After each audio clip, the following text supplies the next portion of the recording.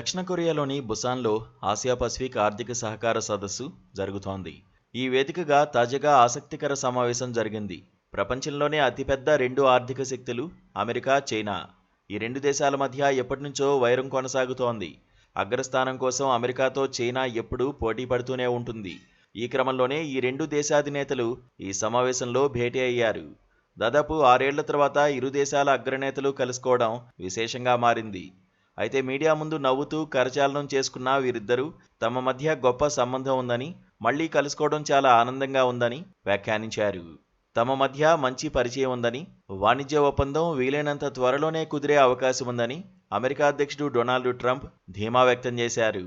ఈ భేటీకి ముందే ఇరు దేశాల వాణిజ్య బృందాలు తమ మధ్య ఉన్న ప్రధాన సమస్యలను పరిష్కరించడానికి ఒక ప్రాథమిక ఒప్పందానికి వచ్చాయని సంకేతాలు అందాయి. ఈ ఒప్పందం ద్వారా రెండు కీలకమైన అంశాలకు ఉపశమనం లభించే అవకాశం ఉంది. చైనా వస్తువులపై అదనంగా విధించాలనుకున్న 100% సుంకాలను అమెరికా తాత్కాలికంగా నిలిపివేయడంతో పాటు చైనా తన రేర్ ఎర్త్ మినరల్స్ ఎగుమతులపై విధించిన నియంత్రణలను 1 సంవత్సరం పాటు వాయిదా వేయడం వంటివి ఉన్నట్లు తెలిసింది. ఈ ట్రేడ్ డీల్తో పాటు అమెరికాలో ఓవర్ డోసులకు కారణమవుతున్న ఫెంటానిల్ రసాయనాల సరఫరాను అదుపు చేయడం, అమెరికా రైతుల నుంచి సోయాబీన్స్ కొనుగోలును చైనా పెంచడం వంటి అంశాలపై కూడా ఇరు దేశాధినేతలు చర్చించినట్టు సమాచారం. ట్రంప్ ఈ ఒప్పందంతో టిక్ టాక్ సమస్యను కూడా పరిష్కరిస్తారని ఆశాభావం వ్యక్తం చేశారు.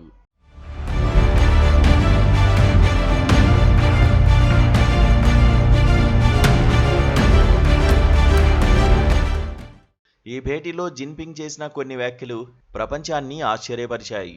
ప్రపంచ శాంతి కోసం ట్రంప్ చేస్తున్న కృషిని బహిరంగంగా ప్రశంసించారు జిన్పింగ్. గాజా కాల్పుల విరమణ ఒప్పందం కుదర్చడంలో ట్రంప్ పాత్రను ప్రస్తావించారు. ప్రపంచ శాంతి కోసం ట్రంప్ చాలా శ్రద్ధ తీసుకుంటున్నారని, ప్రాంతీయ సమస్యలను పరిష్కరించడానికి చాలా ఉత్సాహం చూపిస్తున్నారని కొనియాడారు. థాయిలాండ్, కంబోడియా సరిహద్దు శాంతి ఒప్పందంలో ట్రంప్ చొరవను కూడా జిన్పింగ్ ప్రశంసించారు. ఇటువంటి శాంతి ప్రయత్నాలకు చైనా ఎప్పుడూ మద్దతిస్తుందని జిన్పింగ్ స్పష్టం చేశారు.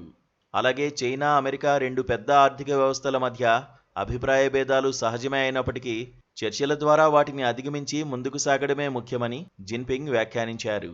2018లో మొదలైన ట్రంప్ చైనా వాణిజ్య యుద్ధం ఇటీవల మళ్లీ వేడెక్కింది. ఈ తాజా భేటీ ఉద్రిక్తతలకు ముగింపు పలికే అవకాశముందని విశ్లేషకులు భావిస్తున్నారు. ఈ చర్చల ద్వారా ఇరు దేశాల వాణిజ్య సంబంధాలు పునరుద్ధరణ అవుతాయని చైనా విదేశాంగ శాఖ కూడా ఆశాభావం వ్యక్తం చేసింది. ఇది ప్రపంచ ఆర్థిక వ్యవస్థకు చాలా ముఖ్యమైన పరిణామం.